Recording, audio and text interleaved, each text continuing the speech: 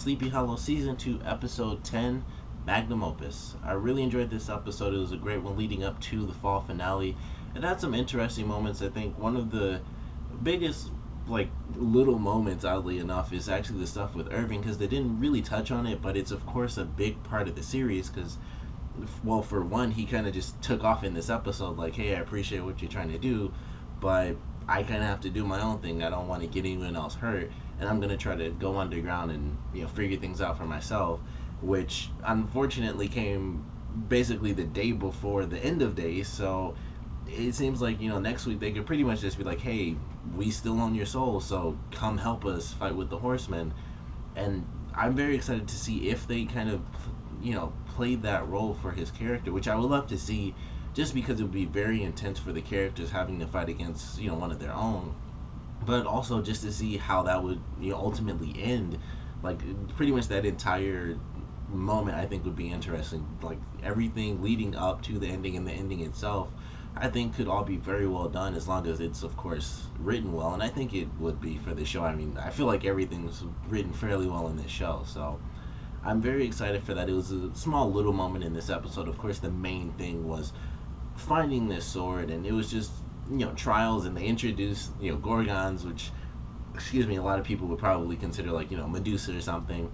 I thought that was pretty cool, in the way they came up with the plan, and Ichabod was like, or I think it was Abbie, but they have to wait for the Horsemen, and he doesn't have a head, so he can't be turned to stone, and it was just really cool, and he took out the Gorgon, and I thought that was pretty interesting. It was a cool moment of CG, because we don't really get a lot of CG in this show as far as the actual monsters themselves.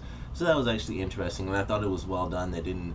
It wasn't like insanely over the top, and it didn't last for too long either, because he really grabbed it and like chopped its head off, and it's like, all right, well, that was done much faster than I expected. And then we had a really, really great moment. I think my favorite part of this episode was the fight between Ichabod and Abraham, and it showed their past during the fight, like all the little sword fights they had, and how they talked about a lot of big moments in their lives were through sword fights, whether it was when they were actually friends, which was another great part of this episode. It seemed like it was finally the first one that really did focus on their friendship, and I love that. We got to see how Ichabod really saw his life, and how Abraham was the one that said, like, hey, come to America, England is basically bad, you should come to America.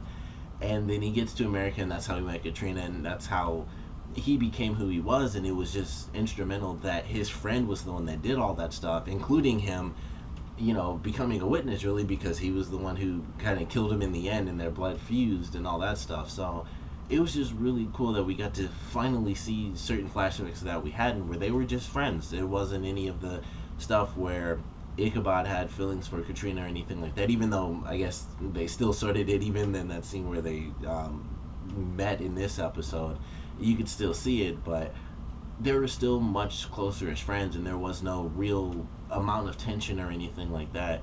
And I really enjoyed that, because, like I said, we hadn't really gotten that before in the series, so it was really great to get it in this one.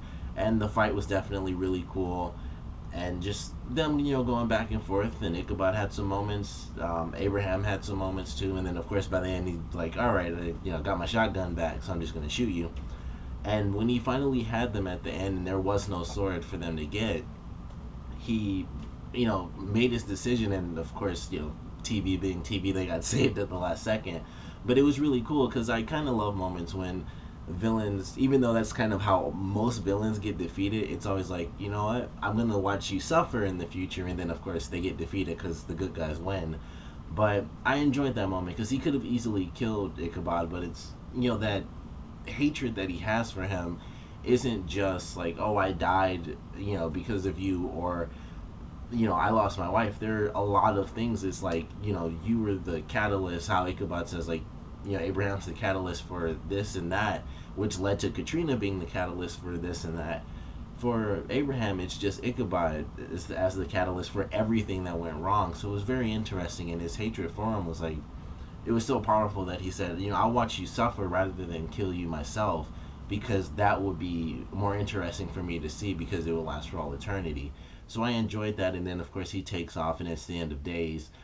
and they get the sword in the end, and it starts snowing and stuff, which I thought was kind of funny, but it was a cool scene, and they work together. And actually, I love this scene, like just before they actually got the sword, and they figured out that the water was actually oil, and Ichabod, he dips the torch in, and it just goes out.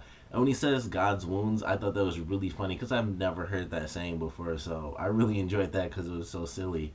But they work together. They basically reveal the sword, and they take it out, and now they have a weapon to fight against the horsemen. And I don't know if they're going to actually be able to take out Death, or even more, if they're going to be able to do it permanently.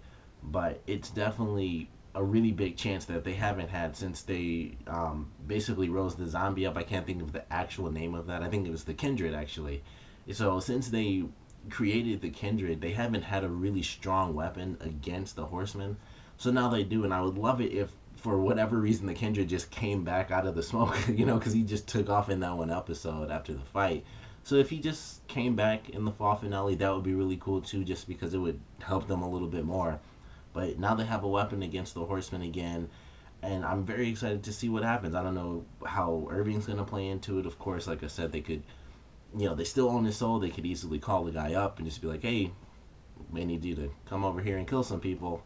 So it'll be cool to see how things play out. I'm sure they're going to still somehow defeat Malik, even though it seems like this would be more of the season finale type of thing. So that's why I'm really excited for it, because I wouldn't have expected them to reach the end of days until the actual season finale. So they have to have some pretty crazy plans for the rest of the season, because it's only the fall finale. So I'm very excited to see how things go. And of course, the teaser is that someone will fall. So I'm hoping we don't lose anyone. And if we do, then hopefully it's only a temporary thing, kind of like the season finale for last season, where we had like one person just lost in purgatory and the other was locked in a coffin. Hopefully it's something like that, where they're taken somewhere that isn't exactly great, but everyone else can fight and try to get them back through spells or whatever other sorts of means. But I love this episode. It's a great lead up. I'm very excited for the action for next week, because typically the action in the show is basically Abbie and Ichabod kind of dodging bullets and stuff. So